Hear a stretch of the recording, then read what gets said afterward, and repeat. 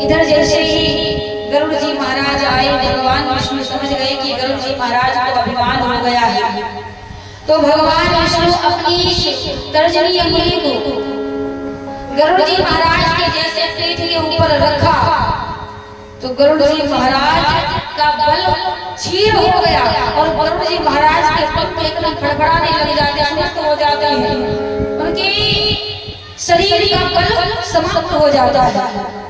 अंत में उसने क्षमा मांगी, प्रभु हमें क्षमा कर दीजिए, मुझे अभिमान हो गया था अपने बल पे।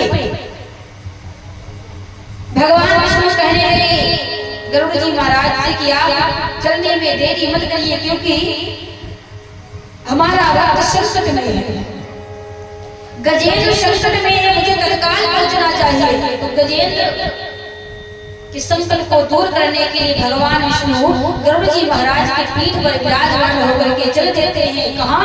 जहां पर गजेंद्र भगवान को याद कर रहा है, भगवान को पुकार रहा है।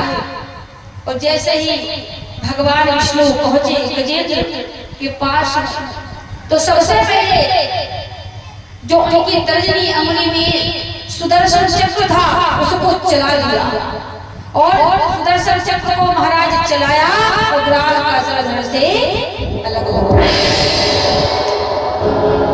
जैसे ग्राह में सर यानी मगरमच्छ का सर अलग हो गया, मगरमच्छ को भी मुक्ति मिल गई, और गजेंद्र की रक्षा स्वयं श्री हरि नारायण ने किया, प्रभु ने किया।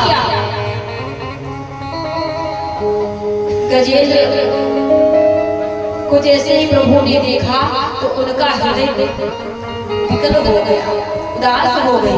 क्यों? भगवान कहते हैं इतनी कृपालु है, दयालु है, वास्तव में ये बात सत्य है। अगर भगवान विष्णु ये भी तो कह सकते थे गजेंद्र से कि गजेंद्र तूने मुझे बुलाने में देरी कर दिया, अगर पहले बुला लेता तो शायद ये तेरा हाल नहीं होता। लेकिन हमारे प्रभु क्या कह रहे हैं, इसमें गजेंद्र का कोई दोष नहीं, वो सारा दोष अपने सर पर रख लेते हैं। कहने लगे भक्त मुझे क्षमा कर दीजिए, अरे हमें आने में देरी हो गई, अगर हम समय से आ जाते तो ये तुझे इतनी पीड़ा नहीं होती, इतना कष्ट नहीं झेलना पड़ता।